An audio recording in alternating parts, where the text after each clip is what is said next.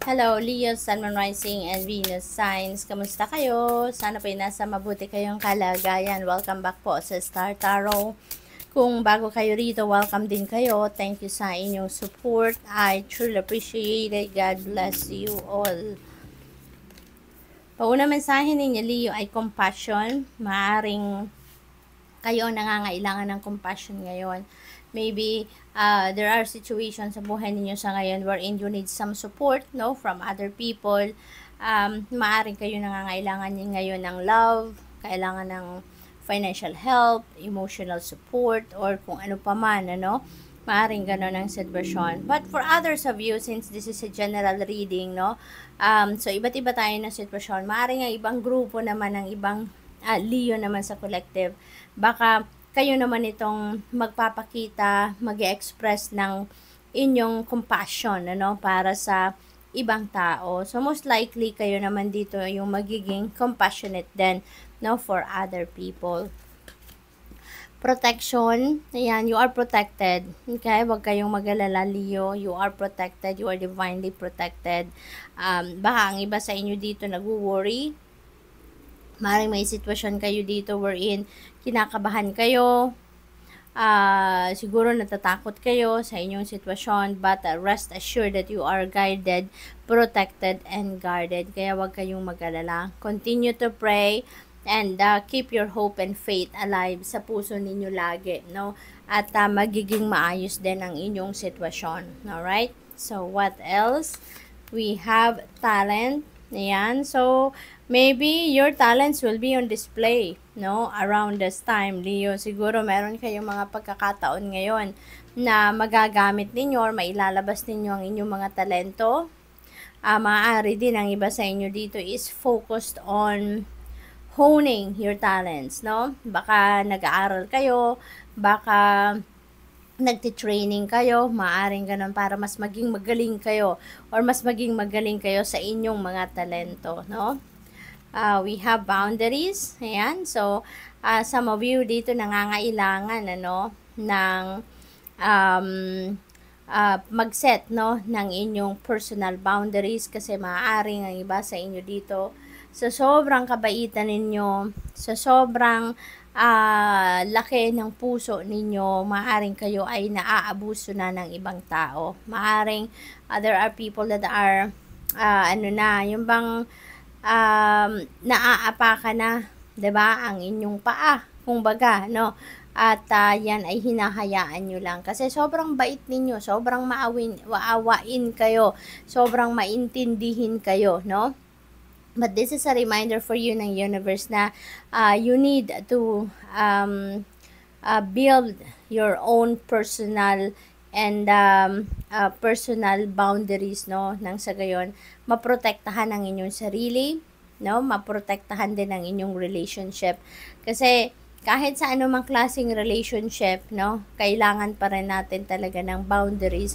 And yung boundaries na yan, that helps our relationships na mas maging malakas pa, mas maging stronger pa, no?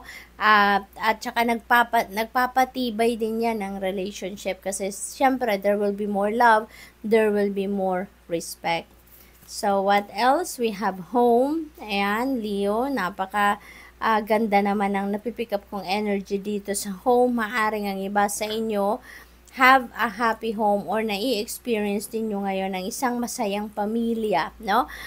Probably, ang iba din sa inyo dito also is buying a new home or maaaring nagre-renovate kayo ng bahay, nagpapaayos ng bahay, maaari din na bagong lipat kayo sa bahay, no? Maaring ganon at nag-aayos. We have life purpose. Yan. So, ang iba sa inyo dito also is finding your purpose. Maaring ang iba sa inyo nagmumuni-muni, nagninilay-nilay because maybe there is a calling, no, for you na hanapin mo na or i-find out mo na kung ano yung inyong purpose in life. Probably then, ang iba sa inyo naman has a different situation at maaaring siguro you are being called already to step into your purpose. So, most likely, alam nyo na, siguro, no, maaaring na-figure out na ng iba sa inyo dito kung ano yung inyong purpose in life.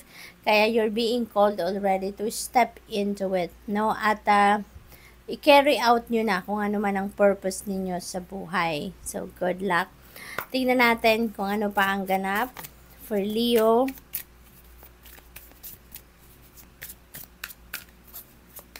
We have angel number 9999. Ayan, there are culmination of what you are doing. May mga resulta na siguro mga initial ninyong ginawa na, you know, maybe you are already looking into the benefits of it, no, yung ganon. May mga ginagawa din siguro kayo na matatapos na sa ngayon.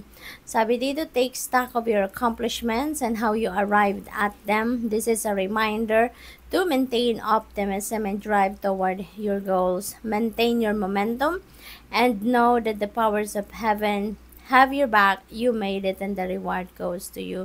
So, napakaganda kasi yung drive ninyo, nandiyan dyan. Yung determinasyon ninyo, nandiyan dyan. Kaya kung ano man ang balak ninyong gawin or kung ano man yung sinimulan na ninyong gawin, it feels like you're really going to work on it. No? You're going to focus on it at gagawin ninyo ang lahat, no, para ma-accomplish ninyo kung ano man ang sinet ninyo sa isip ninyo na gusto ninyong ma-accomplish. 333, support. Ayan. So, kung ano man ito, no, na mga iniisip ninyong gawin, or maybe nasimulan na ninyong gawin, looks like there are people that are very supportive of you. Maaaring meron dito mga tao na talagang willing tumulong sa'yo or maybe nandiyan na sila para suportahan ka, tulungan ka in any way, no? At sabi din dito sa card, there is growth. So, you are up for growth. You are up for expansion. Talaga. At maybe sa mga endeavor ninyo sa ngayon, maaaring you are using your creativity or expressing your creativity, your talents, then yung ganon, no? And you're going to be feeling joyful. Sa ngayon, you have the support of the community around you. Maaaring kung ano yung vision ninyo, no? You're really going to, to work on it, no? Maaaring yun ang ganap dito and maybe you're really going to use your talents para ma-carry out ninyo yan na vision ninyo. Seeing the angel number 333 is a sign that it's time to focus inward, work on your skills, discover your talents, and use your imagination. Unleash your inner artist. Doing so will boost your self-esteem and sense of competence.